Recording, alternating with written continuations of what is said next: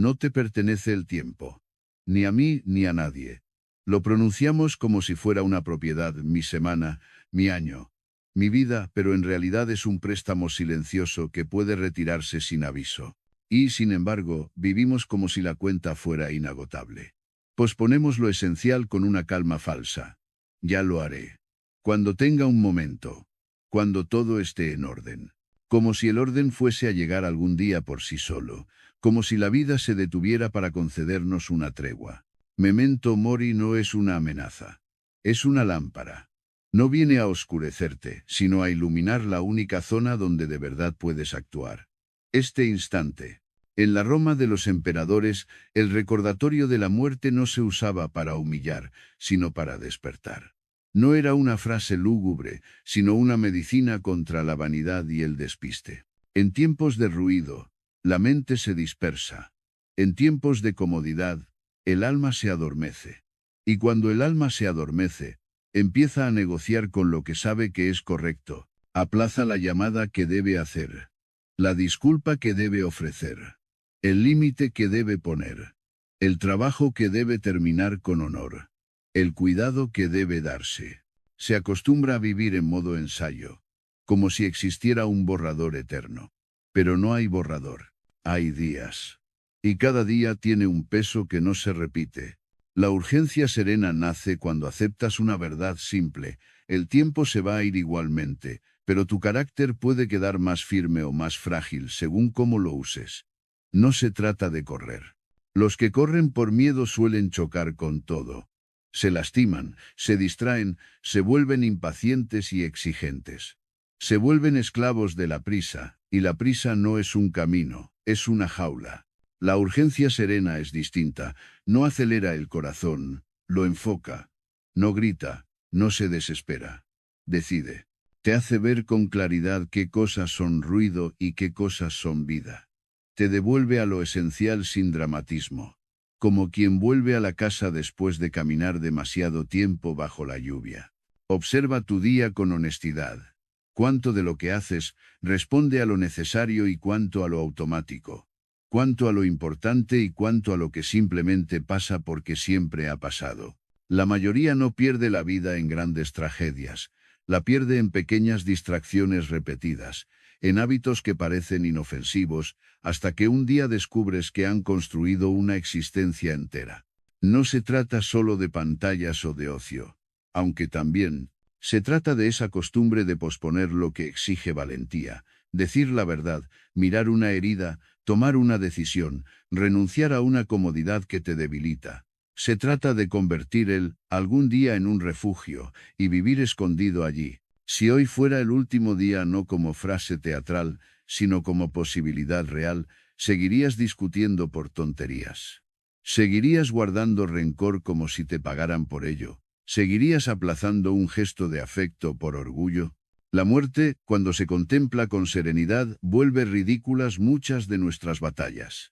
Y esa es su misericordia. No viene a quitarte la alegría, viene a purificarla. A decirte, disfruta lo que es digno de disfrutarse, pero no te vendas por placeres baratos. No desperdicies tu vida en la búsqueda de aprobación, ni en la acumulación de cosas, ni en la obsesión por controlar lo incontrolable. Tu vida no se mide por lo que acumulas, sino por lo que eliges cuando nadie te obliga. Hay una libertad extraña en aceptar la finitud. Porque, al aceptarla, dejas de pedirle al mundo garantías que no puede darte.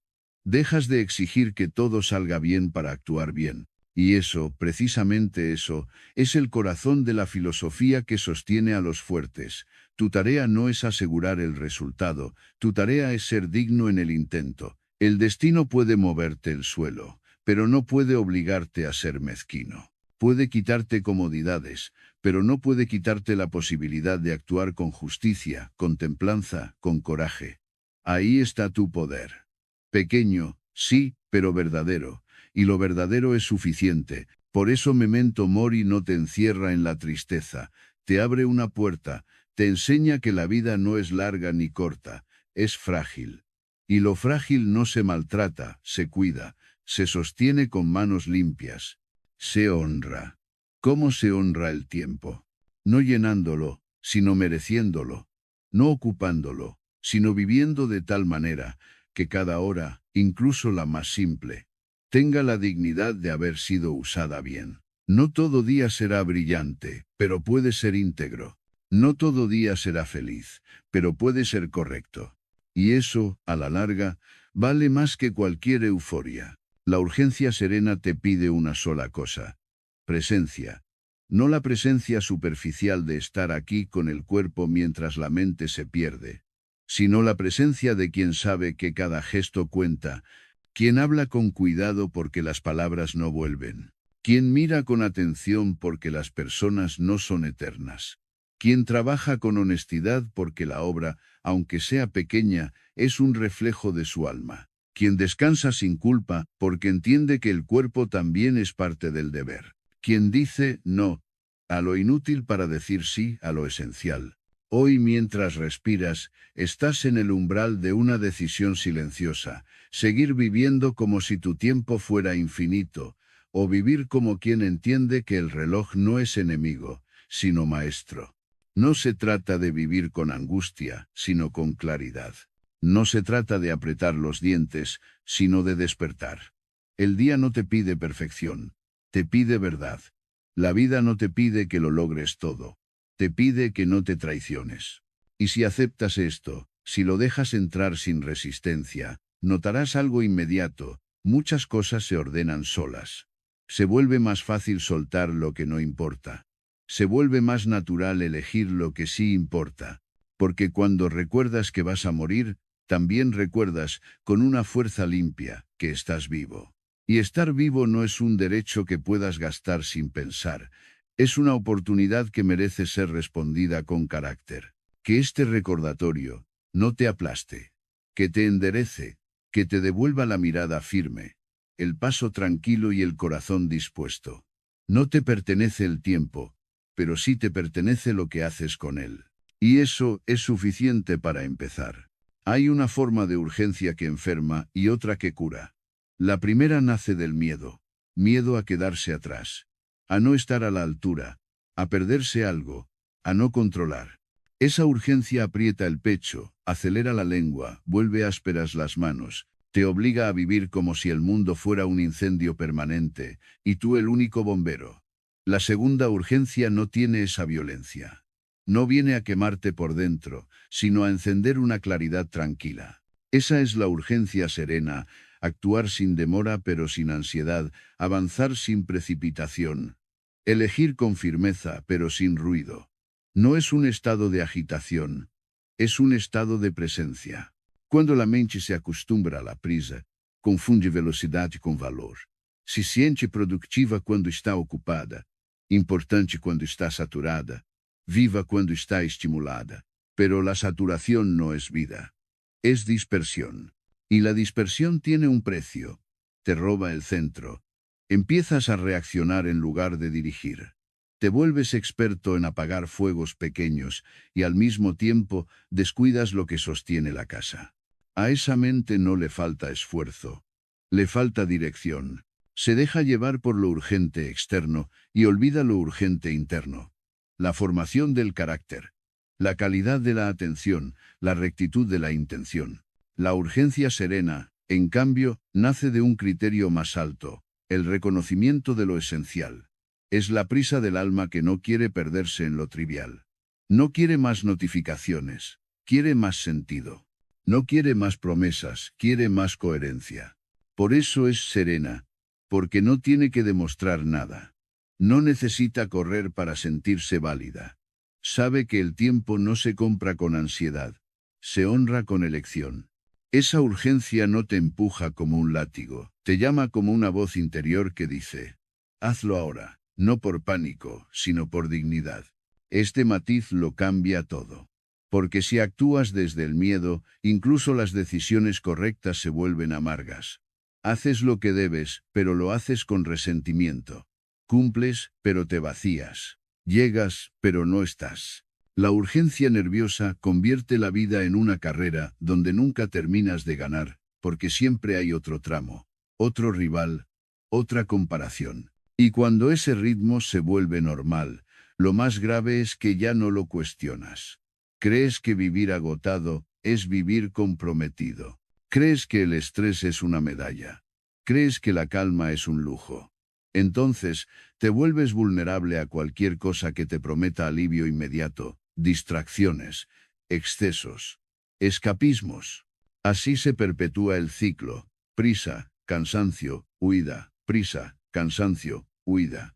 La urgencia serena corta ese ciclo con una pregunta silenciosa: ¿qué merece de verdad mi energía? No es una pregunta para contestar con discursos, sino con actos, porque tu vida se revela en lo que haces cuando no hay aplausos, en lo que sostienes cuando nadie te vigila, en lo que eliges cuando la comodidad te ofrece un atajo. La urgencia serena es un entrenamiento del discernimiento, aprender a distinguir entre lo que te reclama y lo que te construye, entre lo que hace ruido y lo que deja huella, entre el impulso y la intención. Desde fuera, alguien puede confundirla con lentitud. No lo es. Es precisión. Es como el arquero que respira antes de soltar la flecha. No está retrasando el tiro, está asegurando el rumbo. La urgencia serena tiene ese pulso, decide sin vacilar, pero no se precipita. Responde sin drama, pero no se evade.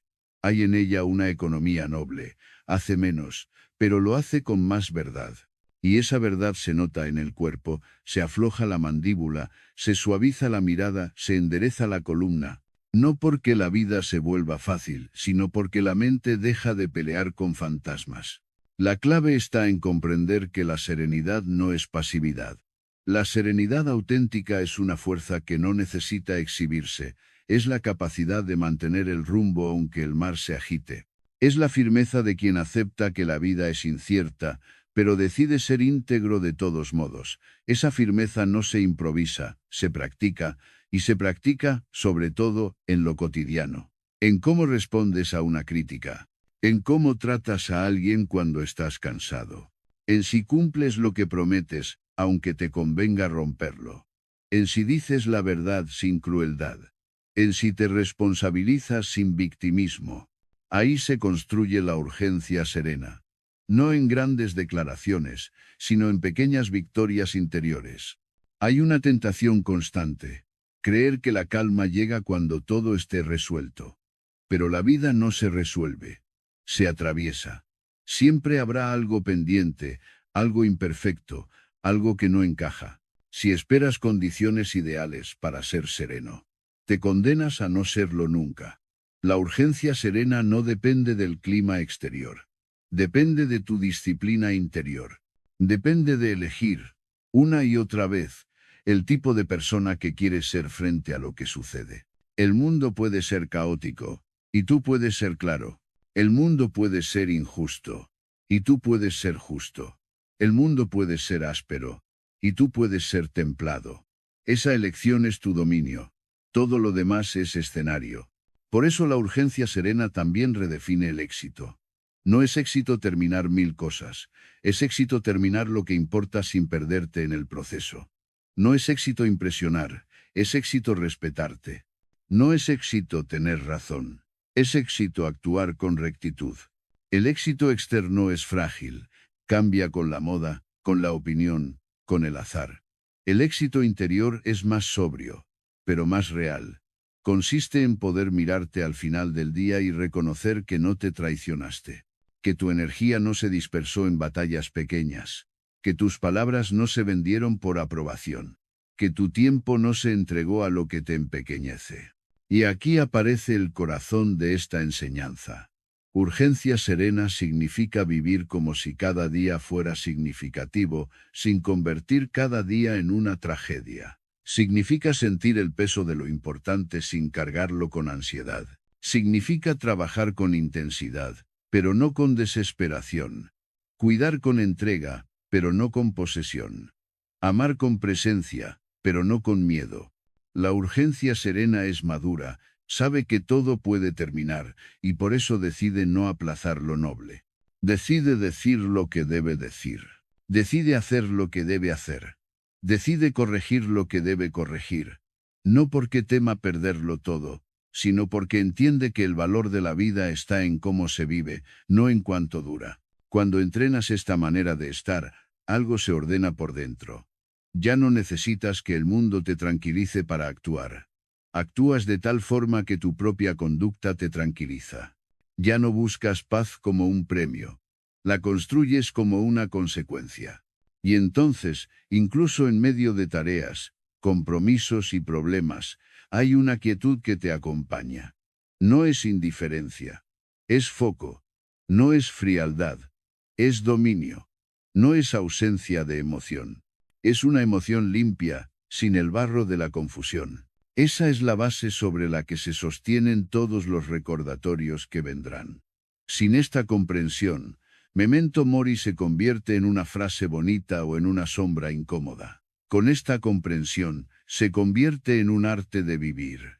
Un arte severo y compasivo a la vez. Severo con lo superficial, compasivo con lo humano. Y cuando lo humano se vuelve compasivo, también se vuelve valiente.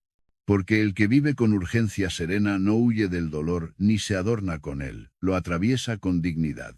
Y en esa dignidad silenciosa, firme, sin espectáculo se encuentra la libertad. Hay una esclavitud que no necesita cadenas visibles. Basta con una idea mal colocada en la mente, creer que tu vida está determinada por lo que ocurre fuera.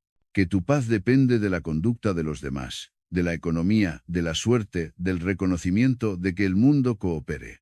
A partir de ahí, todo se vuelve frágil. Tu humor sube y baja según un comentario, tu confianza tiembla según un número, tu dignidad se negocia según una mirada.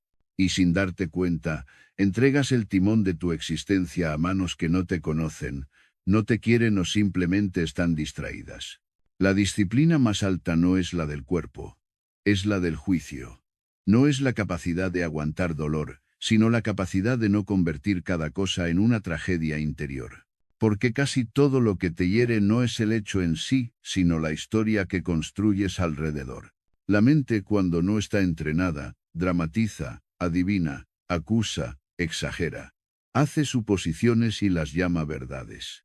Interpreta y lo llama realidad. Y así, muchas personas no viven en el mundo, sino en su interpretación del mundo. El problema no es solo que sufran. El problema es que creen que no hay alternativa. Hay alternativa. Siempre la hay. No porque puedas controlar el universo, sino porque puedes controlar la puerta por la que el universo entra en ti. Esa puerta es tu juicio. Lo que piensas de lo que ocurre. Lo que decides creer. La forma en que etiquetes un evento es la forma en que lo vivirás. El mismo hecho puede ser una humillación o una lección, una injusticia o un entrenamiento, una pérdida o un recordatorio. No cambias el hecho, pero cambias tu relación con él. Y esa relación es tu libertad. La vida moderna entrena lo contrario. Te acostumbra a reaccionar rápido, a opinar de inmediato, a sentir sin pausa. Te empuja a responder antes de entenderte. Y cuando respondes sin entenderte, te gobiernan los impulsos. Dices lo que no querías decir. Rompes lo que querías cuidar. Te cierras donde querías abrirte. Luego llega el arrepentimiento, esa lucidez tardía que siempre cuesta más que una respiración a tiempo. Por eso la verdadera fuerza no está en ganar discusiones, sino en ganar ese segundo interior en el que eliges quién vas a ser. Si quieres vivir con urgencia serena, tienes que aceptar una frontera nítida. Hay cosas que son asunto tuyo y cosas que no lo son. Tu cuerpo, tus decisiones, tus valores, tus palabras, tu esfuerzo, tu intención, tu atención. Eso es tuyo. La opinión ajena, el comportamiento de otros, el pasado, el azar, la enfermedad, el éxito, el fracaso, el clima, el tráfico, la injusticia del mundo. Eso no es tuyo. Puedes influir, a veces, pero no poseer.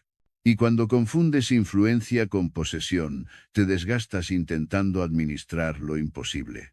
La filosofía de los fuertes no se basa en negar la realidad, sino en situarse correctamente frente a ella. No es todo da igual. Es no todo depende de mí. Y esa frase, si la tomas en serio, te devuelve una serenidad que no es ingenua, sino adulta. Dejas de exigirle al mundo que sea ordenado para tú estar ordenado. Dejas de esperar que los demás sean sensatos para tú ser sensato. Dejas de pedir justicia perfecta para actuar con justicia personal. Y ahí aparece una dignidad rara, que se siente como aire limpio. Ya no eres rehén del exterior. Pero hay un punto delicado. Muchas personas creen que controlar el juicio es reprimir la emoción. No. Reprimir es empujar hacia abajo, fingir que no se siente, negar el cuerpo. Dominar el juicio es otra cosa.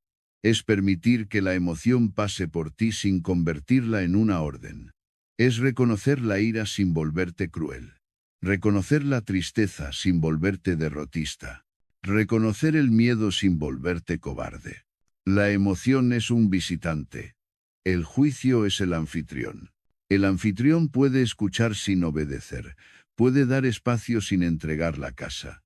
Este entrenamiento empieza con una habilidad simple y exigente: separar el hecho de la interpretación. El hecho suele ser sobrio. No me respondieron. Perdí el trabajo. Me criticaron. La relación terminó. La interpretación es la que prende fuego. No valgo. Me están despreciando. Nunca voy a salir adelante. Todo se ha arruinado. La mente, si no la detienes, se vuelve adivina y verdugo al mismo tiempo. Adivina intenciones que no conoce y se castiga por resultados que no controla. Y luego llama a eso ser realista. No es realismo. Es hábito. Hay una disciplina que transforma. Antes de decirte qué significa algo, descríbelo tal como es. Sin adornos. Como un médico que mira una herida. Con atención, sin pánico. Ese gesto ya es libertad. Porque el pánico exige soluciones inmediatas y malas. La atención permite soluciones correctas y firmes. El pánico te vuelve injusto. La atención te vuelve preciso. Y la precisión es una forma de paz. Cuando te entrenas así, ocurre algo profundo. Empiezas a ver que el mundo no te obliga a ser una persona inferior. Te ofrece provocaciones, sí. Te ofrece tentaciones, sí. Te ofrece heridas, sí. Pero no puede forzarte a perder tu dignidad. La dignidad se pierde por una decisión interior. La decisión de dejar que el exterior dicte tu interior. Cuando rechazas esa decisión, no te vuelves invulnerable. Te vuelves sólido. Y la solidez no se basa en no sentir, sino en no dispersarte. Piensa en lo que ocurre cuando alguien te falta al respeto. El impulso quiere devolver golpe por golpe, palabra por palabra, desprecio por desprecio. Ese impulso se siente justo. Pero casi siempre solo es orgullo herido buscando reparación rápida. Si eliges el impulso, tal vez ganes la escena, pero pierdes algo más caro: tu autocontrol. Si eliges el juicio, puedes responder con firmeza sin caer en bajeza. Puedes marcar límites sin violencia. Puedes retirarte sin humillarte. Y ese tipo de victoria no se aplaude en redes, pero se siente en el alma. Es una victoria silenciosa que te pertenece. Lo mismo con la adversidad. Cuando algo falla, el impulso se desespera, busca culpables, inventa catástrofes, multiplica el dolor. El juicio entrenado hace otra cosa. Pregunta: ¿qué depende de mí ahora? No se recrea en el lamento. No porque sea insensible, sino porque entiende el costo del lamento prolongado. Te roba energía para actuar. El juicio entrenado no niega la dificultad, la encuadra. Dice: esto es duro. Y aún así, puedo actuar con decencia. Puedo sostener el esfuerzo. Puedo elegir una respuesta honorable. Y esa frase cambia tu postura.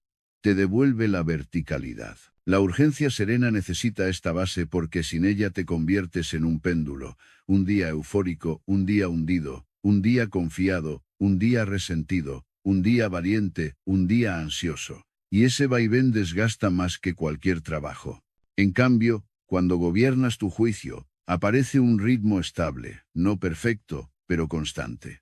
Empiezas a vivir desde un centro que no depende del aplauso ni del caos. Ese centro es tu carácter. Y el carácter es la única posesión que no caduca con los años ni se rompe con las crisis. No es una promesa romántica. Es un compromiso. Cada día, el mundo te lanza estímulos, y tú decides si los conviertes en cadenas o en entrenamiento. Cada día, tu mente intentará exagerar, y tú decidirás si la sigues o la educas. Cada día, habrá una oportunidad de reaccionar como siempre o responder mejor. Ahí está el trabajo real. No en controlar el destino, sino en pulir el juicio. Porque quien domina su juicio, domina su vida, aunque el mundo sea incierto. Y cuando esta verdad se instala, algo se vuelve evidente. La libertad no es hacer lo que quieres, sino querer lo correcto. No es elegir sin límites, sino elegir con virtud. Y esa virtud, cuando se practica, se convierte en una paz activa. Una paz que no se sienta a esperar que todo mejore, sino que se levanta y actúa bien, incluso en medio de lo imperfecto. Esa es la clase de urgencia que no agota, la que nace del dominio interior. Y desde ahí, todo lo demás se ordena con una fuerza tranquila. La vida no te pide que seas extraordinario, te pide que seas fiel, fiel a lo que es correcto incluso cuando nadie mira, fiel a lo que prometiste cuando eras lúcido, fiel a esa parte de ti que sabe distinguir entre lo noble y lo cómodo. En un mundo que idolatra la intensidad y confunde la ocupación con la importancia, la verdadera grandeza se vuelve silenciosa. Consiste en hacer bien lo que te corresponde, con una dignidad tan constante que no necesita aplausos. Esa es la idea que casi siempre se pierde cuando se habla de propósito. No se trata de un destino brillante, sino de una manera recta de caminar. Hay una palabra antigua que hoy suena pesada, pero es liberadora cuando se entiende. Deber. No el deber como carga impuesta por otros, sino el deber como dirección interior. El deber te salva de la dispersión porque te recuerda quién eres cuando estás tentado a actuar como cualquiera. Te protege de la pereza disfrazada de autocuidado, y del sacrificio disfrazado de virtud, te coloca en un punto de equilibrio. Actuar con entrega sin volverte esclavo, sostener con firmeza sin endurecerte, responder por lo tuyo sin convertirlo en ego. Tu papel en la vida no es un título, no es un puesto, no es una etiqueta social. Es la suma de tus responsabilidades y de tu capacidad de asumirlas con decencia. Eres hijo, padre, madre, amigo, compañero, profesional, ciudadano, vecino, ser humano entre seres humanos. Cada uno de esos papeles trae consigo un modo de actuar que puede elevarte o degradarte. La pregunta no es si el mundo te tratará con justicia. La pregunta es si tú actuarás con justicia. La pregunta no es si te reconocerán. La pregunta es si mereces reconocerte. Cuando entiendes esto, dejas de vivir como alguien que pide constantemente y empiezas a vivir como alguien que ofrece lo que está a su alcance. Esfuerzo limpio. Palabra cuidadosa. Presencia real. Hacer bien tu parte no significa hacerlo todo. Significa hacerlo con calidad. Y la calidad no es perfeccionismo, es integridad. El perfeccionismo busca control absoluto y termina agotado y resentido. La integridad busca coherencia. Que lo que haces se parezca a lo que dices. Que lo que dices se parezca a lo que piensas. Que lo que piensas se parezca a lo que crees que vale la pena. Esa coherencia es rara, y por eso es poderosa. La gente puede dudar de tus talentos, pero siente la coherencia como se siente la firmeza de una piedra bajo los pies. Cuando alguien actúa con integridad, su vida se vuelve más simple. No más fácil, pero más simple. Porque la complejidad innecesaria nace de la contradicción. Decir una cosa y hacer otra. Prometer y no cumplir, aparentar y esconder. Quedar bien y sentirse mal. Esa doble vida interior consume energía de forma brutal. Y lo más triste es que mucha gente se acostumbra a ese desgaste, como si fuera normal. Como si vivir cansado por dentro fuera el precio inevitable de existir. No lo es. El costo se reduce cuando eliges una línea recta, hacer lo que corresponde con la mejor actitud posible, sin teatralidad.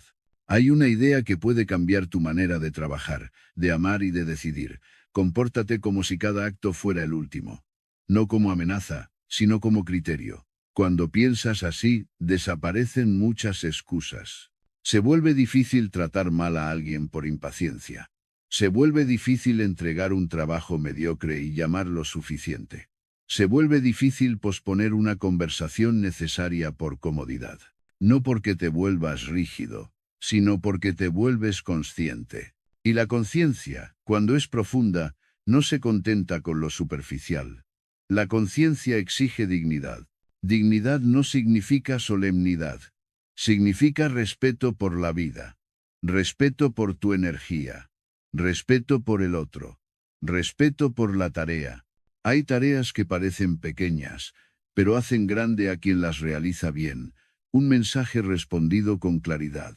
Un compromiso cumplido aunque nadie lo controle. Un lo siento dicho con honestidad. Un límite puesto sin crueldad. Una jornada de trabajo realizada con atención, sin sabotearte con quejas constantes. Es en esas escenas las que no salen en ninguna foto donde se forma tu carácter. Y tu carácter, tarde o temprano, se vuelve tu destino. Muchos buscan motivación. La motivación es un invitado caprichoso. Viene cuando quiere y se va cuando le da la gana.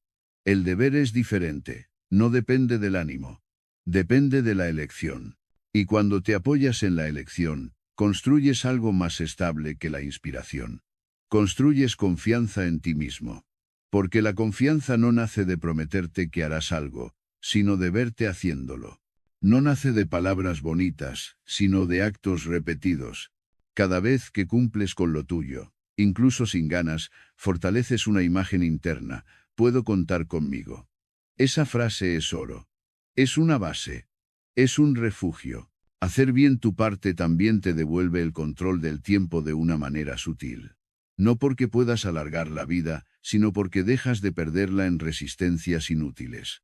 La queja prolongada es una fuga de energía. El victimismo es una fuga de energía. La procrastinación es una fuga de energía. Y la energía es vida en movimiento. Cuando recuperas esa energía, el día se vuelve más amplio. No porque tenga más horas, sino porque tus horas dejan de fragmentarse en 1000 gestos sin dirección. Se vuelven más densas, más reales, más tuyas. Y aquí aparece una disciplina moderna que se ha vuelto casi revolucionaria. Hacer una sola cosa a la vez, pero hacerla entera. Trabajar sin abrir 20 puertas mentales. Escuchar sin preparar tu respuesta mientras el otro habla. Comer sin estar ausente. Caminar sin empujar el tiempo. Esa forma de presencia convierte la vida en algo habitable, y además te devuelve excelencia, porque la excelencia es casi siempre el resultado de la atención sostenida. Quien vive disperso produce dispersión. Quien vive presente produce claridad. La urgencia serena se expresa así. No en la prisa, sino en el cuidado. En la decisión de no dejar para después lo que te define ahora. En la voluntad de no entregar tu vida a lo improvisado. Hacer bien tu parte, como si fuera la última vez, te protege de dos extremos, el abandono y la obsesión. Del abandono, porque te obliga a actuar. De la obsesión, porque te recuerda que lo único que importa es hacerlo con virtud, no con ansiedad por el resultado. Y cuando te acostumbras a vivir de esta manera, algo cambia en tu relación con el mundo. Dejas de esperar que la vida te dé una señal perfecta. La señal eres tú. Cuando te comportas con decencia, dejas de pedir paz a la ausencia de problemas. Empiezas a encontrar paz en tu conducta, incluso con problemas. Esa paz no es comodidad. Es honor. Es la tranquilidad de quien sabe que, pase lo que pase, no va a empequeñecer su alma para sobrevivir. Al final, la pregunta más importante no es ¿qué te ocurre?, sino ¿qué haces con lo que te ocurre? Y en esa respuesta limpia, constante, humana se construye una vida que no necesita exagerarse para ser grande. Porque la verdadera grandeza, la que resiste el paso del tiempo, siempre se parece a esto: cumplir con tu parte, con la mejor versión de ti mismo, en silencio, sin excusas, sin espectáculo. Y ese modo de vivir, humilde y firme, es el que convierte cualquier día en un día digno. Hay una forma de pobreza que no tiene que ver con el dinero, es la incapacidad de sentir riqueza en lo que ya existe. Puedes tener una mesa servida y aún así comer con prisa, como si no supieras que ese alimento es un milagro repetido. Puedes tener una cama y acostarte con la mente en guerra, como si el descanso fuera un trámite. Puedes tener a alguien que te quiere y tratarlo con la distracción de quien cree que siempre estará ahí. La vida, cuando no se mira con conciencia, se convierte en una sucesión de cosas normales. Y lo normal, si no se despierta, se vuelve invisible. El recordatorio de la finitud no viene a quitarte el gusto por la vida, viene a devolvértelo. Porque lo que damos por hecho se enfría, y lo que contemplamos con atención se enciende. La gratitud verdadera no es una emoción dulce que aparece cuando todo va bien, es una disciplina sobria que se practica incluso cuando hay problemas. Es el arte de reconocer lo que sostiene tu día y honrarlo sin teatralidad. No es un aplauso a la vida, es un respeto. Y el respeto, cuando se vuelve hábito, transforma la manera en que respiras, hablas, miras y eliges. La mayoría cree que la gratitud consiste en sentir algo bonito. Pero sentir es volátil. Hoy sientes, mañana no. Si dependes de sentir, tu gratitud se vuelve caprichosa, y tu paz, frágil. La gratitud que de verdad te fortalece es la que se ejerce como una decisión. Voy a ver con claridad lo que tengo, sin perderme en la fantasía de lo que falta. No para negar carencias, sino para no ser devorado por ellas. Porque la mente, cuando no se educa, siempre encuentra una razón para estar insatisfecha.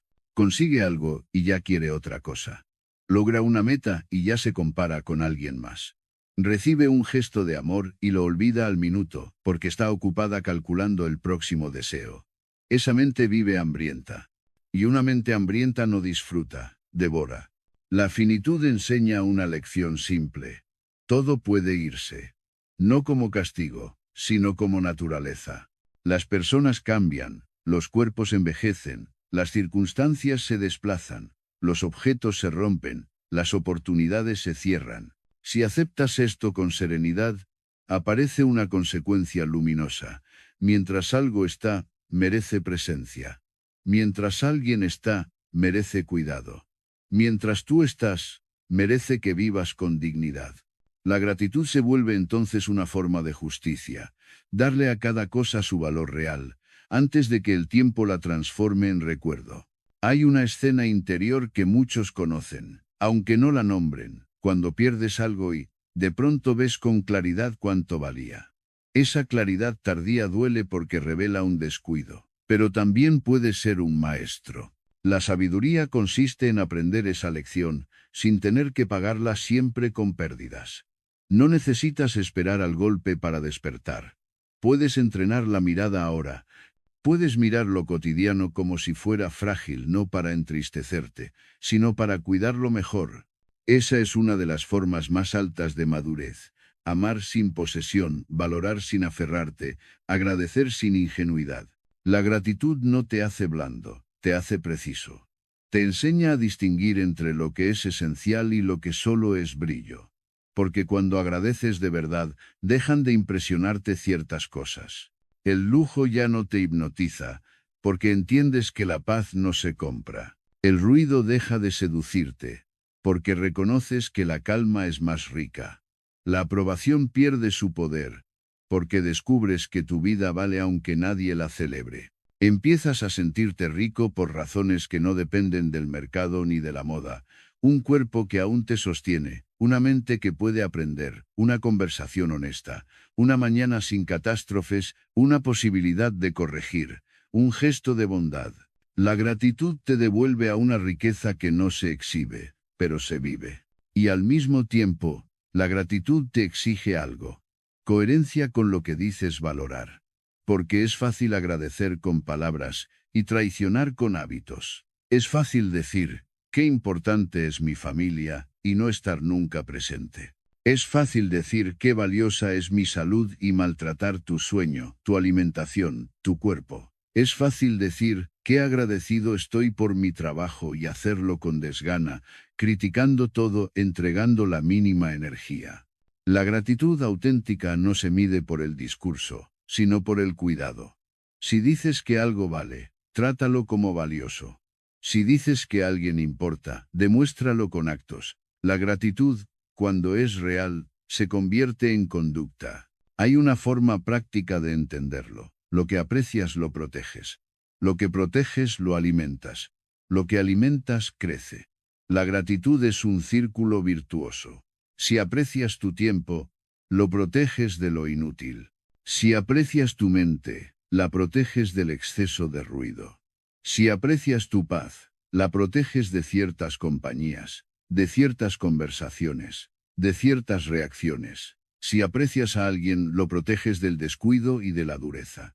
Así la gratitud se vuelve una arquitectura interior.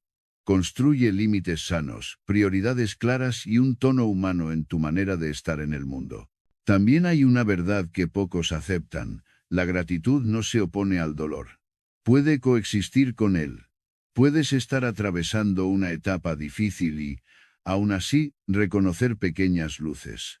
No como consuelo barato, sino como ancla. Porque si solo ves lo oscuro, tu mente se hunde y pierde creatividad, pierde fuerza, pierde esperanza. La gratitud no niega el problema, te impide convertir el problema en universo. Te recuerda que, incluso en la tormenta, hay cosas que siguen en pie, y lo que sigue en pie puede sostenerte mientras atraviesas lo que tiembla. La gratitud también suaviza tu relación con los demás. Cuando dejas de dar por hecho, dejas de exigir como si todo te debiera algo. Se reduce la irritación, se reduce la queja, se reduce esa violencia pequeña de quien cree que el mundo está para servirle. Y entonces, paradójicamente, te vuelves más fuerte. Porque la irritación constante te desgasta. La queja constante te drena. La gratitud limpia el aire interior. Te permite responder con más elegancia. Te devuelve humanidad. Y la humanidad es una forma de poder silencioso. Hace que la vida sea más vivible. Hay un punto crucial: la gratitud no consiste en acumular momentos perfectos, sino en habitar plenamente los imperfectos. En aprender a decir: esto no es ideal, pero aún puedo honrar lo que hay. Aún puedo hablar con cuidado. Aún puedo hacer mi trabajo con decencia. Aún puedo cuidar mi cuerpo. Aún puedo ser justo. Aún puedo ofrecer un gesto de bondad. Y esos aún son la esencia de una vida digna. No dependen de la suerte, dependen de tu carácter. Si interiorizas memento mori, la gratitud deja de ser un adorno emocional y se vuelve un modo de vivir. La vida se vuelve más nítida. Las conversaciones importan más. Las tardes simples tienen más peso. Los abrazos se sienten distintos. Y también cambia tu forma de despedirte. Ya no te vas dejando pendientes emocionales por orgullo. Ya no guardas palabras necesarias como si tuvieras tiempo ilimitado. Dices lo que importa. Cuidas lo que importa. Porque entiendes que el valor de las cosas no se revela cuando llegan, sino cuando podrían irse. Y entonces, sin ruido, ocurre lo más bello. La urgencia se vuelve tierna. Ya no actúas solo por disciplina, sino por aprecio. No solo por deber, sino por amor sobrio a la vida. Haces lo correcto, no como carga, sino como homenaje. Homenaje a tu tiempo. Homenaje a las personas que te rodean. Homenaje a la oportunidad de estar aquí, respirando, viendo, aprendiendo. Todo puede terminar, sí. Precisamente por eso, todo lo que hoy existe merece ser vivido con gratitud. No una gratitud ingenua, sino una gratitud firme, la de quien no desperdicia lo esencial por distraerse con lo trivial. Cuanto más te aferras, más miedo tienes. Y cuanto más miedo tienes, más fácilmente te manipulan las cosas. No hace falta que alguien te encadene. Basta con que dependas de aquello que puede perderse. Así se fabrica una vida pesada, una vida que camina con la espalda inclinada por el exceso de necesidades inventadas. Necesidades de aprobación, de control, de consumo, de tener siempre razón, de mantener una imagen impecable. La mente, cuando se acostumbra a acumular, no acumula solo objetos, acumula preocupaciones, y cada preocupación es una factura que te cobra atención. La finitud pone una luz directa sobre esta verdad. Casi todo lo que persigues como imprescindible no te acompañará al final. Ni la mayoría de tus compras, ni tus premios, ni tus discusiones ganadas, ni tus máscaras más pulidas. Y si no te acompañará, conviene preguntarse por qué te gobierna. Vivir ligero no es vivir pobre, es vivir libre. No es renunciar a todo, sino renunciar a lo que te roba. No es despreciar el placer, sino no vender tu paz por placeres que se vuelven hábitos y luego cadenas. La ligereza auténtica empieza en el deseo, porque el deseo es un motor poderoso, pero sin dirección se convierte en un incendio. La cultura moderna alimenta deseos como quien alimenta un animal voraz. Más. Más cosas, más experiencias, más validación, más velocidad, más estímulo, y el resultado no es satisfacción, sino hambre perpetua. Lo que te prometieron como plenitud termina siendo ansiedad. Te acostumbras a querer sin saber por qué, y a comprar sin saber qué estás intentando llenar. El deseo sin examen no es libertad, es automatismo. Vivir ligero exige un acto de valentía. Mirar de frente lo que deseas y distinguir entre necesidad y capricho, entre crecimiento y fuga, entre aspiración y vanidad. No se trata de moralismo, sino de higiene mental, porque muchos deseos no son tuyos, son contagios. Nacen de la comparación, de la presión social, del miedo a quedar fuera, del orgullo de demostrar. Y cuando te mueves por contagio, te alejas de tu propio centro, empiezas a vivir en función de una audiencia invisible. Te conviertes en una vitrina. Y una vitrina nunca descansa. La ligereza también tiene que ver con el miedo, porque el miedo y el deseo se alimentan mutuamente. Temes perder lo que tienes, y por eso acumulas más. Temes no ser suficiente, y por eso buscas más validación. Temes el vacío, y por eso llenas cada silencio con ruido.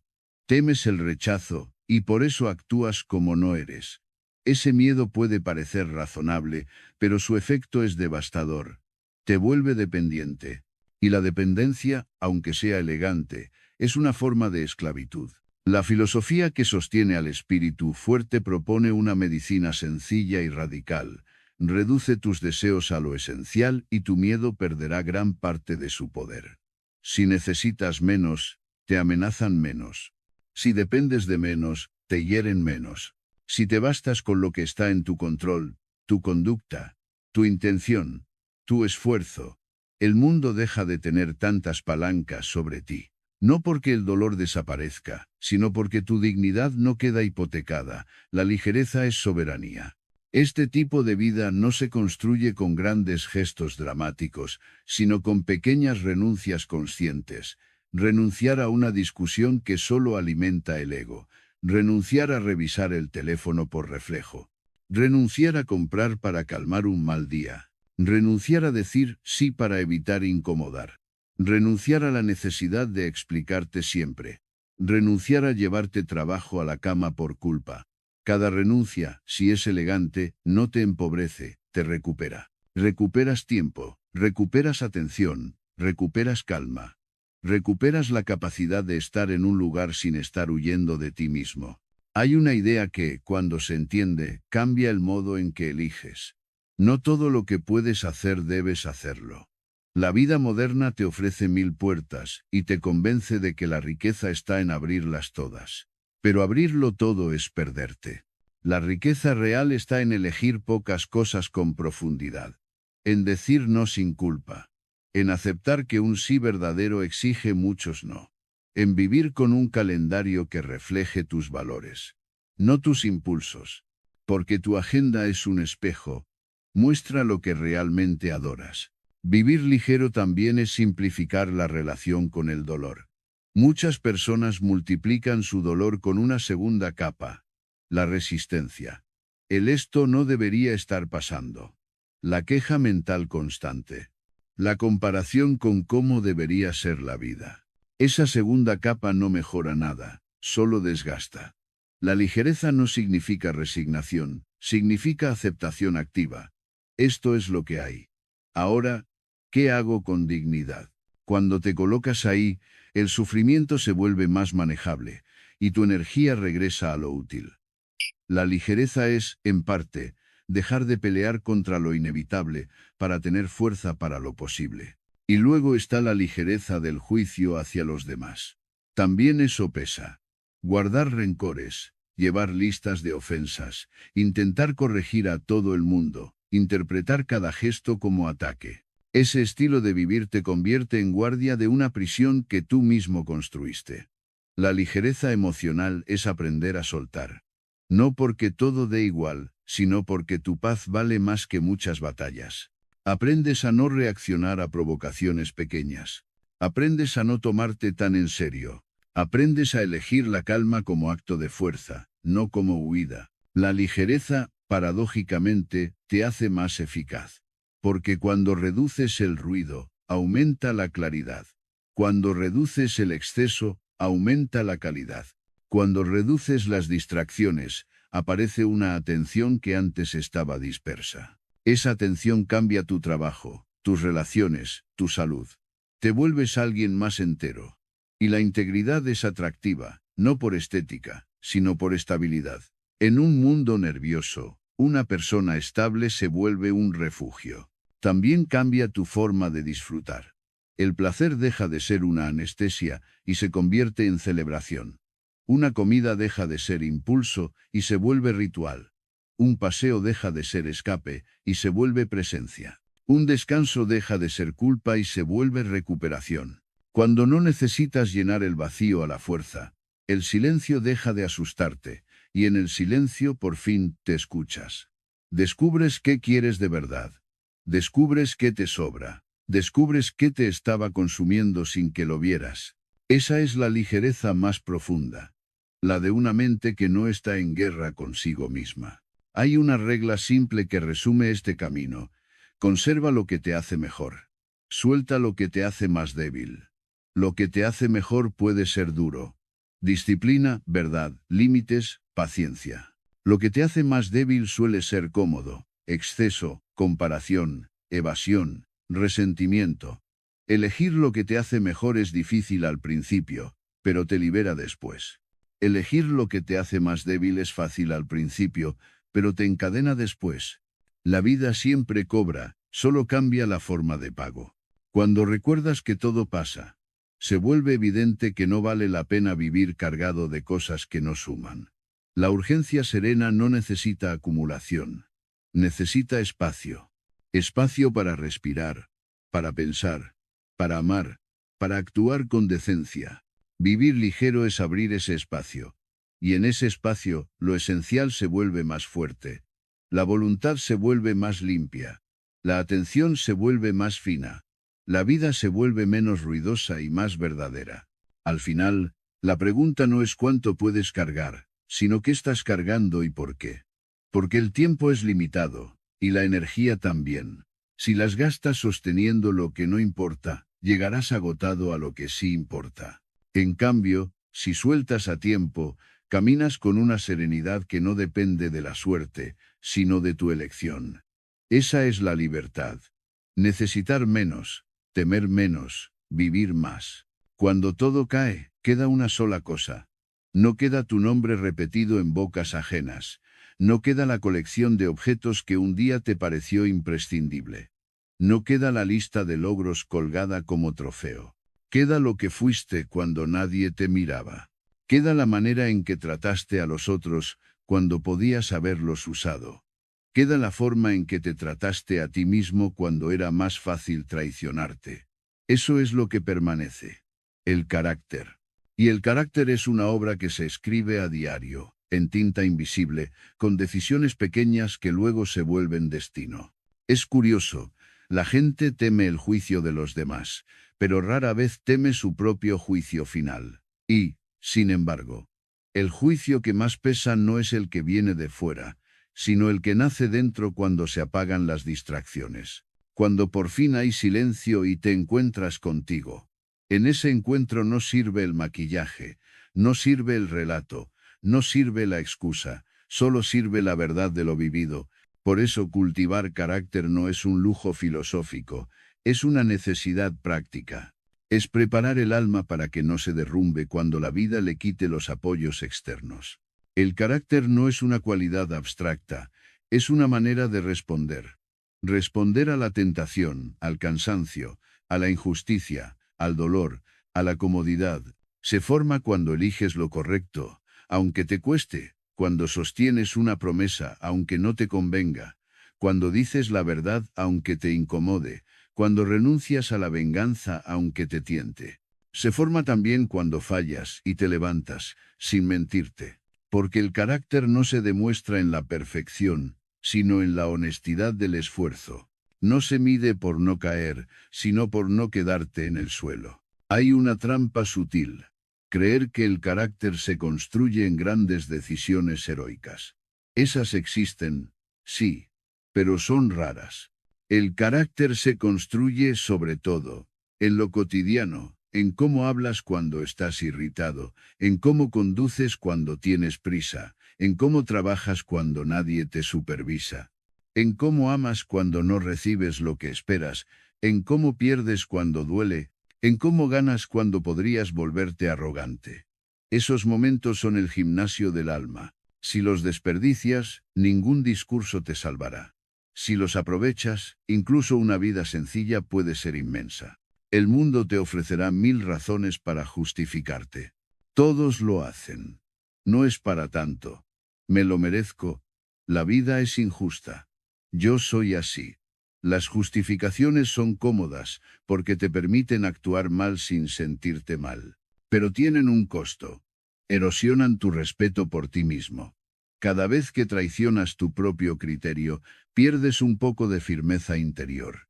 Y esa pérdida se acumula. Un día te descubres viviendo con una sensación vaga de desorden, de falta de dirección, de vergüenza silenciosa.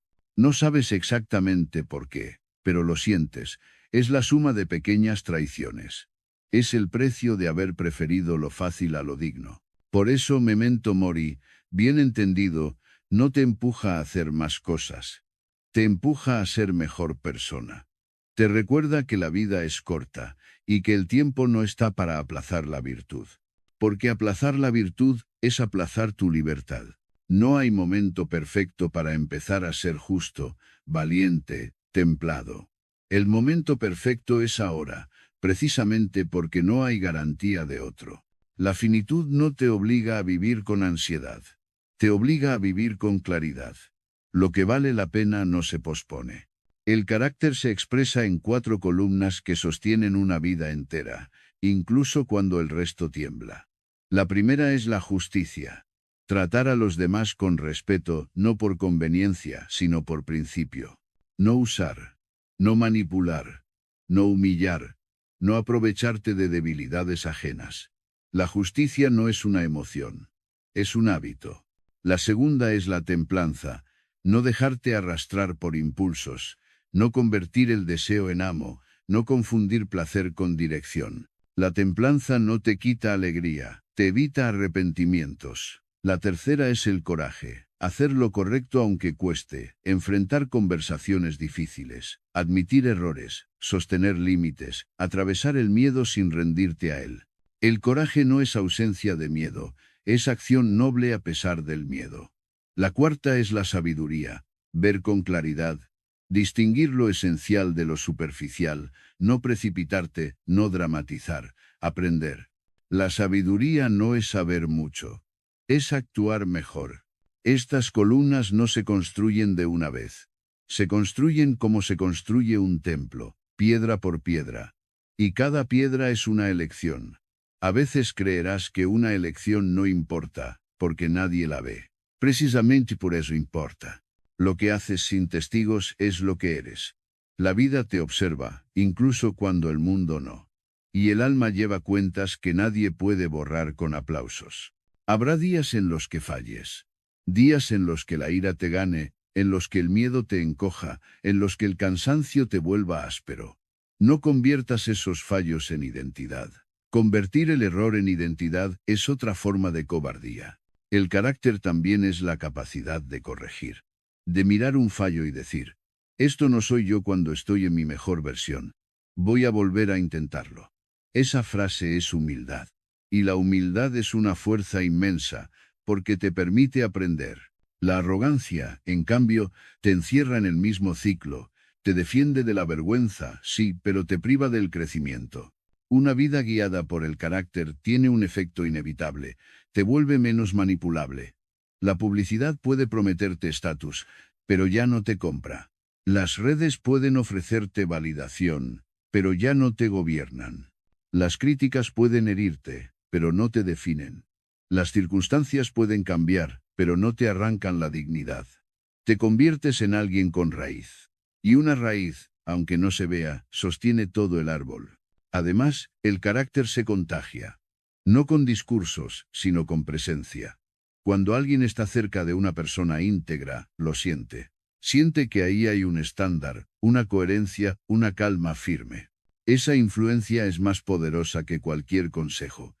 Porque el ejemplo no discute, demuestra. El ejemplo no presiona, inspira. Y sin embargo, no se trata de vivir para ser ejemplo. Se trata de vivir de tal forma que tu vida sea habitable por dentro. Esa es la recompensa real del carácter. La paz de poder vivir contigo mismo. Al final, la muerte no te preguntará cuántas veces fuiste admirado. No te preguntará cuántos seguidores tuviste. No te preguntará cuánto dinero acumulaste. Te encontrará tal como eres, con tu conciencia, con tu historia, con tu forma de haber respondido al mundo. Y entonces el único consuelo sólido será este. He intentado vivir con rectitud. He sido humano, sí, pero no me he rendido a lo bajo. He cuidado lo esencial. He actuado con decencia. Esa frase vale más que cualquier premio, porque el verdadero legado no es lo que dejas en el mundo, sino lo que dejas dentro de las personas que te conocieron, la huella de tu trato, la memoria de tu justicia, la calma que tu presencia daba, la valentía que tu ejemplo despertaba. Y ese legado se construye hoy, no mañana. No con grandilocuencia, sino con carácter. Con esa firmeza silenciosa que, cuando todo lo demás desaparece, permanece como lo único verdaderamente tuyo. La fama es un espejo que siempre devuelve una imagen deformada. A veces engrandece lo pequeño, a veces empequeñece lo noble, y casi nunca muestra la verdad completa. Por eso resulta tan peligrosa cuando se convierte en brújula. La mente que depende del aplauso vive mirando hacia afuera, como si el sentido estuviera en las manos ajenas. Y cuando el sentido se deposita en manos ajenas, la libertad se vuelve inestable. Hoy te celebran y te sientes invencible. Mañana te ignoran y te sientes inexistente. Ese vaivén no es vida interior. Es mendicidad elegante. Quien ha trabajado su carácter comprende una distinción decisiva. La reputación es humo, la virtud es sustancia. La reputación cambia de forma según la luz, según la distancia, según el ánimo de quien mira. La virtud, en cambio, se sostiene incluso en la oscuridad, incluso cuando nadie observa, incluso cuando el mundo no lo reconoce. La virtud no necesita testigos para existir. Existe por sí misma, como una ley íntima, como un orden que el alma elige respetar. Y ese respeto, cuando se mantiene, produce una serenidad más firme que cualquier aprobación. La vida pública, en cualquier época, tiene su teatro. Un día, la multitud eleva a alguien y lo coloca en un pedestal. Al siguiente, la misma multitud se cansa, busca otra distracción, o convierte al ídolo en objetivo. Es un mecanismo antiguo y repetido. Cambian los nombres, cambian los escenarios, pero el patrón permanece. Por eso la sabiduría consiste en no edificar la casa interior sobre un suelo que se mueve. Construir sobre elogios es construir sobre arena. La arena parece sólida cuando está seca, pero basta una ola para que se derrumbe. Y el mar, tarde o temprano, siempre llega. Además, la fama seduce con un veneno sutil, la necesidad de ser visto. Cuando la necesidad de ser visto se instala, la conducta se contamina. Ya no haces el bien por ser bueno, sino por parecerlo. Ya no eliges lo correcto por convicción, sino por imagen. Ya no cuidas tus palabras por respeto, sino por estrategia. Así la vida se convierte en una representación permanente. Y representar cansa más que vivir.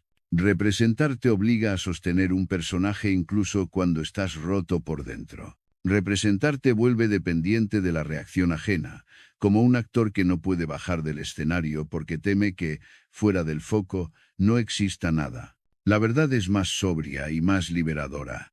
El mundo no es un juez competente de tu valor. No lo es porque está distraído, porque mira superficialmente, porque se guía por impulsos, porque confunde ruido con grandeza. El mundo no conoce tus batallas silenciosas, ni tus renuncias íntimas, ni las ocasiones en que elegiste la decencia cuando te convenía lo contrario. Y aunque lo conociera, lo olvidaría. Esa es la naturaleza de la multitud. Su memoria es breve. Confiar en esa memoria para sostener la propia vida es como confiar en una llama expuesta al viento. Cuando se entiende esto, aparece un tipo de humildad que no humilla, sino que libera. Humildad no es pensar poco de uno mismo, es pensar menos en uno mismo. Es dejar de colocar el yo en el centro de cada escena. Es aceptar que la vida no gira alrededor de tu historia, y que esa aceptación, lejos de quitarte valor, te devuelve ligereza. Porque mucha ansiedad proviene del deseo de ser importante en el relato de los demás. Esa ansiedad se disuelve cuando el foco cambia. En vez de preguntarte cómo te ven, te ocupas de cómo actúas. En vez de perseguir reconocimiento, sostienes rectitud. En vez de pedir aplausos, entregas trabajo bien hecho. La fama también distorsiona la relación con el tiempo. Te empuja a vivir hacia adelante, hacia la próxima victoria visible, hacia el próximo logro compartible, hacia el próximo momento que parezca valer la pena ante los ojos ajenos. Y en esa carrera se pierde lo más valioso, la vida real, la que ocurre en la cocina, en el trayecto, en el silencio, en la conversación sin público, en el esfuerzo que nadie celebra. Ese esfuerzo es el que forma el carácter. La fama, en cambio, suele premiar el brillo, no la profundidad. Y si persigues brillo, terminarás sacrificando profundidad. Te volverás rápido, pero hueco, visible, pero inestable. La libertad interior exige otro criterio. Trabajar como si el único tribunal auténtico estuviera dentro. No un tribunal cruel que condena, sino un tribunal justo que examina. Un lugar íntimo donde la pregunta no gira alrededor de la imagen, sino alrededor de la coherencia. La coherencia es el verdadero honor. El honor no es que te nombren, sino que te respetes. No es que te aplaudan, sino que puedas dormir con la conciencia en paz. No es que te admiren por fuera, sino que no te avergüences por dentro. Ese honor tiene una cualidad extraña.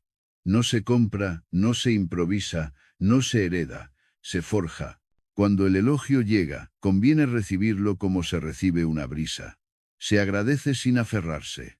Cuando la crítica llega, conviene recibirla como se recibe una lluvia, se evalúa sin hundirse. Elogio y crítica son fenómenos externos, y lo externo no puede ser el centro. Hacer de la crítica una herida permanente es entregar demasiado poder a quien quizá habla desde la ignorancia o la envidia. Hacer del elogio un alimento necesario es entregar demasiado poder a quien quizá mañana se olvidará. En ambos casos, el alma queda atada. La sabiduría no desprecia lo que viene de fuera, pero tampoco lo adora. También existe una forma de valentía que casi nadie celebra. La valentía de la discreción. En tiempos de exhibición constante, ser discreto es una rebelión. Hacer el bien sin anunciarlo. Corregir en silencio lo que nadie sabía. Cumplir sin necesidad de contarlo. Renunciar sin convertir la renuncia en espectáculo. Esa discreción limpia el corazón de una impureza muy común. La vanidad espiritual, esa necesidad de parecer noble. La nobleza real no se anuncia, se practica. Y cuando se practica así, el alma se fortalece de un modo que la fama nunca ofrece, se fortalece en la verdad. Quien se desengancha de la fama descubre un descanso profundo. Ya no necesita estar a la altura de un personaje. Ya no necesita reaccionar para proteger una imagen. Ya no necesita ganar todas las batallas públicas para sentirse digno. Se vuelve más sencillo pedir perdón, porque el orgullo ya no gobierna. Se vuelve más sencillo cambiar de opinión, porque el ego ya no exige tener siempre razón. Se vuelve más sencillo decir no, porque el deseo de agradar ya no dicta cada movimiento. Esa sencillez es poder, y el poder auténtico siempre se siente como calma. La fama promete eternidad, pero solo ofrece eco. El eco es ruidoso y vacío. La virtud, en cambio, no promete nada, solo exige. Y lo que exige te forma. Te vuelve menos dependiente, menos manipulable, más firme. La virtud te devuelve a lo único que no puede arrebatarte ningún rumor, la rectitud de tu conducta. Por eso, cuando la vida se acorta y el escenario se oscurece, lo que queda no es el aplauso acumulado, sino la paz de haber vivido conforme a un criterio alto. Esa paz no se compra con seguidores, se gana con coherencia. En el fondo, el triunfo más grande no es ser conocido, sino ser digno. No es ser recordado, sino haber vivido de manera que el olvido no te asuste. Porque si tu vida depende de ser recordado, te conviertes en esclavo de la memoria ajena. Pero si tu vida depende de tu carácter, entonces puedes caminar ligero incluso hacia el final. El mundo puede hablar o callar. El mundo puede admirar o despreciar. Y aún así, tu alma permanece en su lugar, sin ruido, sin teatro, sin mendigar. Esa es la libertad que ninguna fama concede y que, sin embargo, está disponible para cualquiera que decida vivir con verdad. La libertad interior no se sostiene solo con ideas bellas, se sostiene con hábitos. Una mente puede emocionarse con una verdad y olvidarla al minuto siguiente, del mismo modo que una llama puede encenderse y apagarse si no se protege del viento. Por eso, después de comprender que el tiempo no se posee, que la serenidad no es pasividad, que el juicio puede entrenarse, que el deber dignifica, que la gratitud despierta, que la ligereza libera, que el carácter permanece y que la fama es humo, llega el paso decisivo: convertir todo eso en una forma concreta de vivir. No como una teoría para admirar, sino como una práctica para encarnar. Lo que no se practica se convierte en decoración intelectual. Lo que se practica se vuelve refugio. La disciplina estoica no busca endurecerte, busca ordenarte.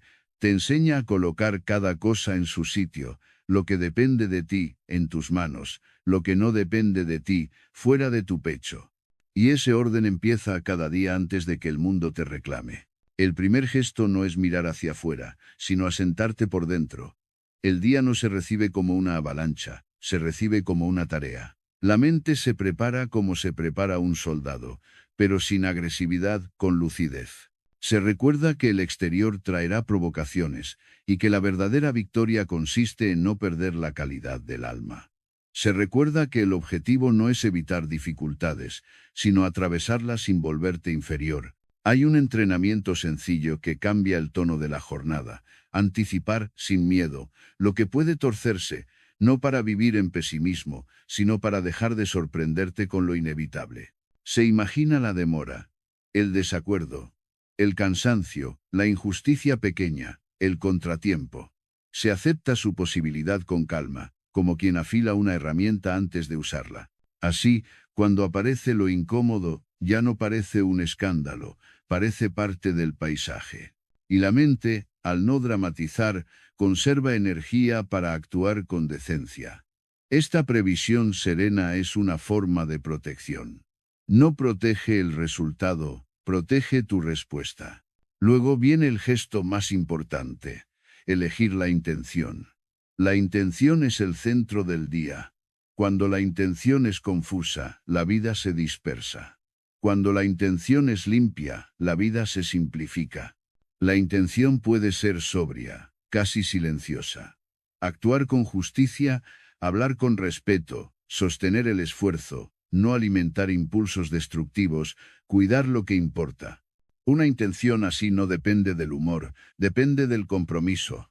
Y el compromiso, cuando se renueva a diario, se convierte en carácter. A mitad de jornada, el mundo suele intentar secuestrar la atención. Aparecen prisas, roces, exigencias, tentaciones de responder desde el ego. En ese punto, la práctica consiste en crear una pausa mínima, como una bisagra interior. No se trata de detener la vida, sino de recuperar el mando. Una respiración más lenta, una mirada más amplia. Una frase interna que devuelva perspectiva. Se observa la emoción sin convertirla en decreto. Se separa el hecho de la interpretación. Se decide que la calma no se mendiga, se ejerce. Y entonces, incluso en un entorno difícil, la conducta puede mantenerse noble. Esta es la parte del día donde se forja la fortaleza real, no en el silencio del retiro, sino en el ruido de lo cotidiano. Otra práctica esencial es mirar desde arriba, aunque sea por un instante. La mente tiende a agrandar lo inmediato hasta convertirlo en universo. Una discusión parece el fin del mundo. Un error parece una condena. Una crítica parece una sentencia. La vista desde arriba rompe esa ilusión.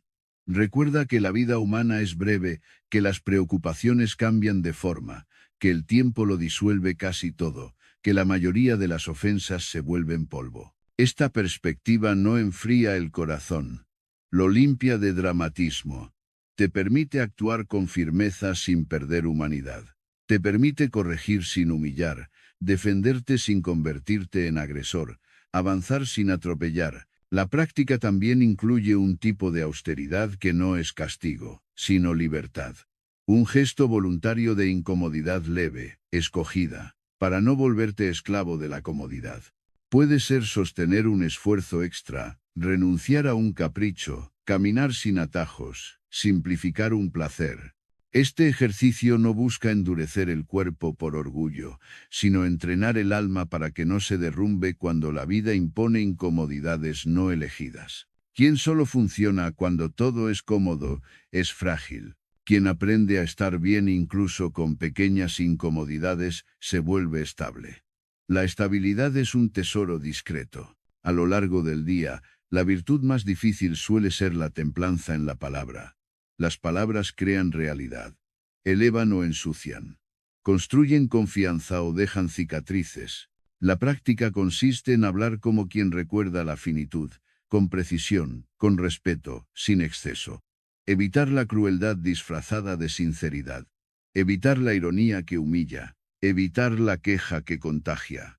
No porque el dolor no exista, sino porque la queja prolongada solo multiplica el peso. La palabra estoica no es fría, es útil. No es blanda, es justa. Busca el bien, no el espectáculo. También hay una práctica que vuelve más humano el camino, un acto deliberado de servicio. No un sacrificio grandilocuente, sino una ayuda concreta, una cortesía real, un gesto que reduzca la carga ajena. La filosofía no se demuestra en frases, se demuestra en trato. El carácter no se mide por lo que piensas de ti, sino por lo que los demás sienten al estar cerca de ti. El servicio, cuando nace de la convicción y no de la necesidad de aprobación, purifica la intención y fortalece la justicia. Te recuerda que no estás aquí para acumular, sino para contribuir. Al final del día llega el momento más valioso y menos practicado, revisar sin castigarte. La mente suele hacer dos cosas inútiles, o se felicita sin profundidad, o se culpa sin compasión. La revisión estoica evita ambos extremos. Mira el día como un maestro mira un ejercicio, con honestidad y con deseo de mejorar. Se reconoce lo que se hizo bien, no por vanidad, sino para consolidar el hábito. Se reconoce el fallo, no para hundirse, sino para corregir. Se identifica la reacción que sobró, la palabra que pudo ser más limpia, el impulso que se pudo frenar. Y se cierra el día con una decisión simple. Mañana, un poco mejor. Ese un poco es poderoso. Construye una vida entera. En este punto, la vida deja de ser una sucesión de días y se convierte en un camino consciente. No es una transformación mágica, es una repetición digna. Y la repetición digna produce serenidad. La serenidad no como ausencia de problemas, sino como presencia de gobierno interior. Una serenidad que no se rompe cuando el mundo cambia de humor. Una serenidad que no depende del aplauso ni del silencio. Una serenidad que nace de saber que, pase lo que pase, la propia conducta seguirá un estándar alto. Vivir así es vivir con urgencia serena. Urgencia, porque el tiempo es finito y no conviene desperdiciarlo en lo trivial. Serena, Porque el alma no necesita gritar para ser firme. En la práctica diaria se revela el verdadero sentido de Memento Mori, no como sombra que asusta, sino como guía que ordena. La muerte, al recordar su certeza, le da valor a cada gesto, y ese valor no se encuentra en grandes escenas, sino en la forma en que se vive lo pequeño con dignidad. Así se construye una vida que no necesita adornos para ser grande, porque está hecha de lo único que realmente permanece. Intención limpia, disciplina humilde y carácter estable. Ahora todo se reduce a una verdad simple. La vida no cambia por lo que entiendes. Cambia por lo que haces cuando nadie te empuja. Puedes escuchar 1000 veces la misma enseñanza y seguir viviendo igual si no la conviertes en acto. Por eso, este cierre no es un resumen para aplaudir, sino un umbral para cruzar. Porque recordar la muerte no sirve para hablar mejor. Sirve para vivir mejor. Y vivir mejor no significa vivir sin dolor. Significa vivir con dirección. Significa que, cuando el día termine, puedas decirte con serenidad: he estado a la altura de lo esencial. La urgencia serena no es una emoción intensa, es una forma de estar. No se manifiesta como euforia, sino como decisión. No te convierte en alguien dramático, sino en alguien despierto. Y lo que mantiene despierto al ser humano no es el miedo, sino la claridad. La claridad de saber que cada día es una oportunidad irrepetible para practicar virtud, justicia, templanza, coraje y sabiduría. No como ideales abstractos, sino como herramientas para atravesar lo real. La vida no te pide que seas perfecto. Te pide que seas consciente. Consciente de tus elecciones, consciente de tus reacciones, consciente de lo que estás construyendo con tu tiempo. Si quisieras convertir todo esto en una disciplina concreta, bastaría un ciclo breve, un pequeño pacto contigo mismo. 7 días viviendo como si la vida tuviera peso, sin convertir ese peso en ansiedad. 7 días no para volverte otra persona, sino para acercarte a la persona que ya podrías ser si dejaras de aplazarte. La transformación más profunda no llega con explosiones. Llega con repeticiones. Llega cuando un hábito nuevo se instala y te demuestra que tu mente puede obedecer a tu criterio. Ese es el verdadero cambio. Cuando el impulso deja de gobernar y empieza a gobernar la intención, el primer día se vive con una sobriedad radical. Ver el tiempo. No imaginarlo. Verlo. Mirar dónde se escapa sin darte cuenta, qué lo devora, qué lo honra. Hacer un ajuste pequeño, pero real, que sea una declaración de dignidad. Quitar un gesto inútil y darle ese espacio a algo esencial. No por productividad, sino por respeto. El segundo día se dedica a la independencia silenciosa, actuar bien sin pedir recompensa. Hacer lo correcto aunque no se note. Reducir la necesidad de ser visto. Recuperar esa fuerza íntima que no depende de la aprobación. El tercer día se entrena el centro. Distinguir hecho e interpretación. No para volverte frío, sino para volverte justo contigo y con los demás. Aprender a no agrandar lo que pasa hasta convertirlo en identidad. El cuarto día se vuelve un ritual de presencia, una tarea hecha entera, con atención limpia, como si fuera un honor.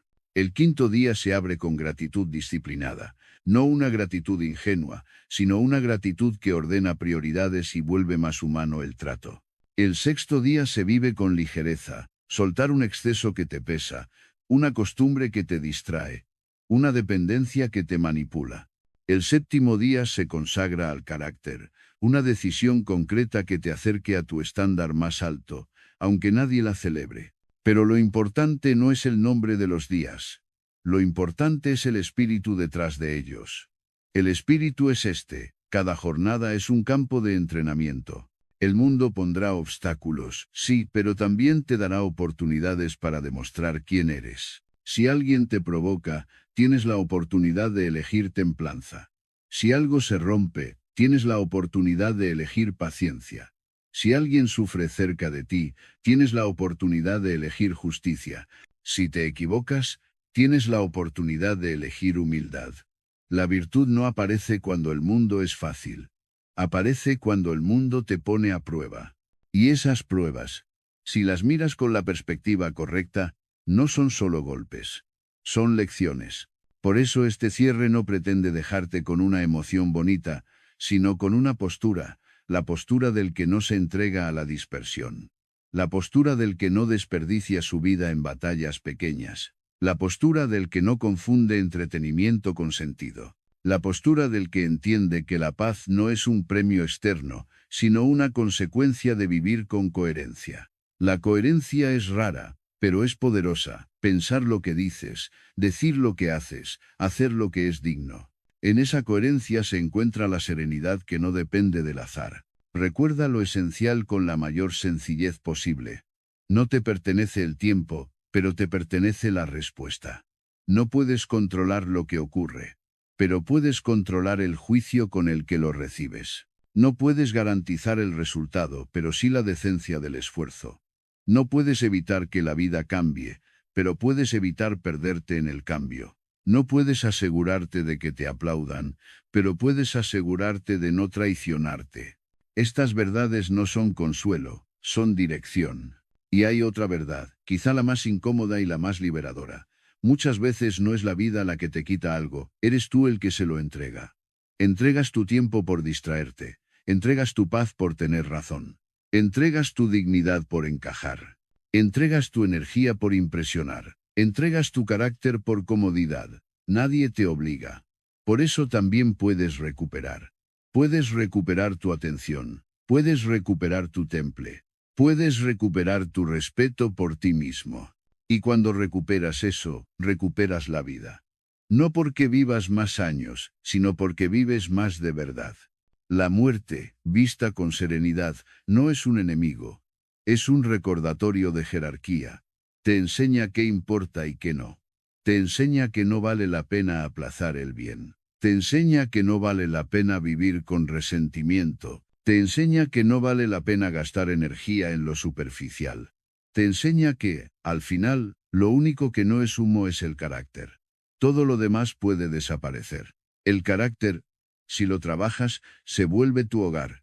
Así se vive con urgencia serena, con el corazón despierto y la mente ordenada, con los pies en el presente y el alma en su estándar más alto. Sin necesidad de dramatizar, sin necesidad de correr, sin necesidad de demostrar. Solo con la decisión tranquila de no desperdiciar lo esencial, porque un día el reloj se detendrá. Y cuando se detenga, la pregunta no será cuántas cosas tuviste, sino qué tan digno fuiste mientras las tuviste. La pregunta no será cuántas veces fuiste admirado, sino cuántas veces fuiste justo. No será cuánto brillaste, sino cuánto sostuviste. No será cuánto acumulaste, sino cuánto te convertiste. Que este recordatorio no te asuste. Que te afine. Que te vuelva más humano y más firme. Que te empuje, sin violencia, hacia una vida que puedas respetar. Una vida que, incluso si es breve, sea íntegra. Una vida que, incluso si es silenciosa, sea grande por dentro. Porque al final, el verdadero triunfo es este. Vivir de tal manera que, cuando llegue el último día, no te encuentre dormido. Te encuentre despierto, sereno y en paz con tu propia conciencia.